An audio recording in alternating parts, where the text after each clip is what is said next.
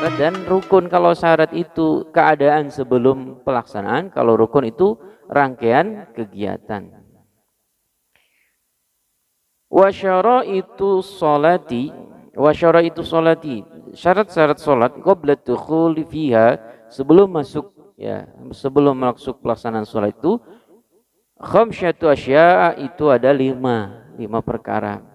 Pertama, taharatul a'dha'i minal hadasi wan najas, yaitu suci dari anggota badan, ya, suci anggotanya badan dari hadas ataupun najis. Nah, di sini masuk ya yaitu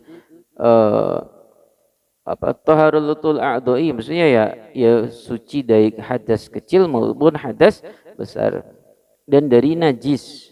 Ya, najis. Jadi kan kemarin waktu itu di mana ya? Di sini atau di sana? Ada yang nanya apa hadas dan najis itu? Hadas itu yang menempel di badan kita.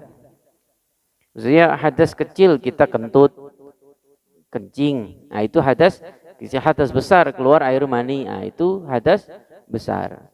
Kalau najis bisa dari kita, bisa juga dari luar.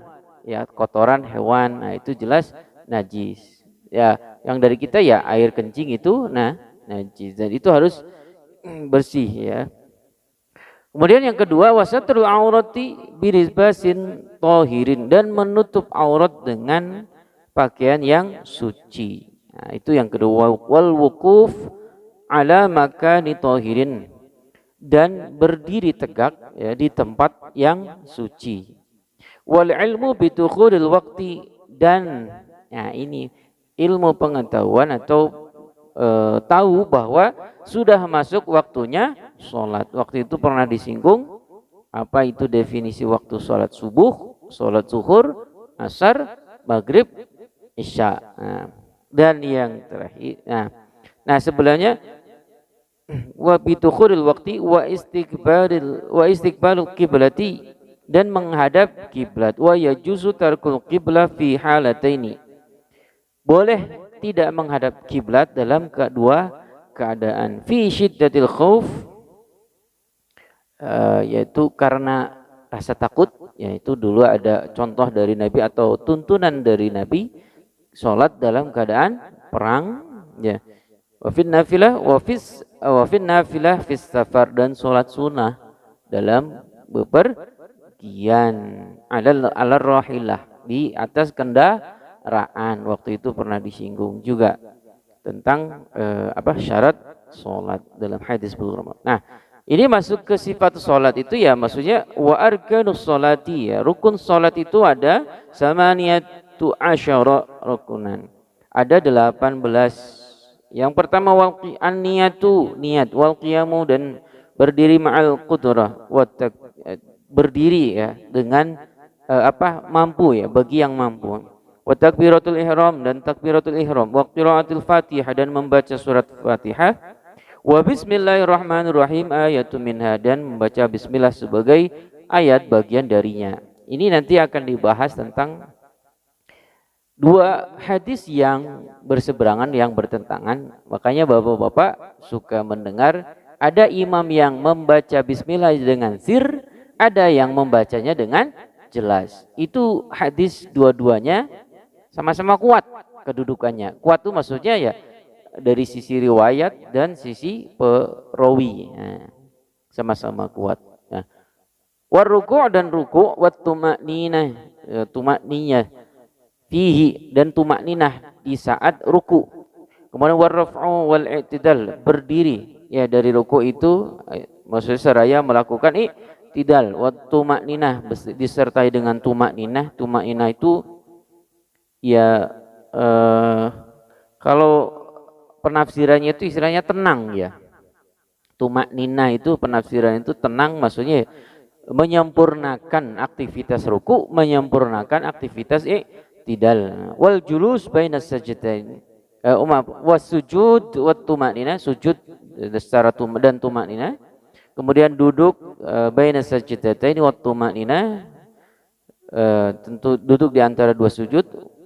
Wal julusul akhir, dan duduk tahiyat akhir. Wat tasyahhud, wa tashhudu fihi dan tahiyyan syahadat ya. Wassalatu ala Nabi sallallahu alaihi wasallam dan membaca salawat atas Nabi. Jadi maksudnya ketika tahiyat akhir ya Bapak kita membaca bacaan tahiyat kemudian membaca syahadat itu juga bagian dari rukun. Ya, jadi tahiyat itu harus sampai syahadat kemudian salawat. Salawat kepada Nabi. Wat taslimatul ula dan salam yang pertama. Nah, rukun yang menjadi rukun itu hanya salam yang pertama. Salam yang kedua Pak, sunnah. Artinya kalau kagok misalkan dalam keadaan kebelet kentut, gak kuat nahan angin. Pas tahiyat akhir menggigil-gigil. Kalau salam assalamualaikum warahmatullahi wabarakatuh. Nah, itu salatnya sudah sah. Selesai karena sudah melakukan salam yang terakhir itu. Karena salam yang kedua yang tengok kiri itu apa namanya? Sunnah. Wa niyatul khuruj dan niat khuruj dari salat. Wa tartibul arkan dan tentu tertib. Nah ini. Kenapa ulama ahli fikih itu selalu menempatkan istilah tertib di bagian akhir dari rukun ibadah, ya rukun wudhu, ya rukun sholat, ya karena itu dilakukan harus secara berurutan. Nah, kayak kemarin saya tuh melihat ada anak kecil usia ya mungkin usia kelas 4 SD atau kelas 5 SD ya. Tapi sayang itu anak orang lain. Saya mau menegur, mau mengajari, tuh kerasa gimana gitu. Jadi wudhu tuh paciwah dia.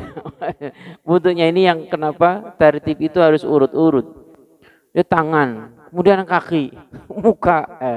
Nah ini mungkin belum belajar. Nah, dan juga namanya anak-anak ya, belum menerima pengetahuan tentang urutan sholat. Jadi ya Allah alam kita maklum. Sebenarnya kalau saya melihat anak-anak apalagi ketika membasuh kaki hanya ujung-ujung aja ya, yang disiram hanya ujung bagian sininya aja deh, cing gitu aja.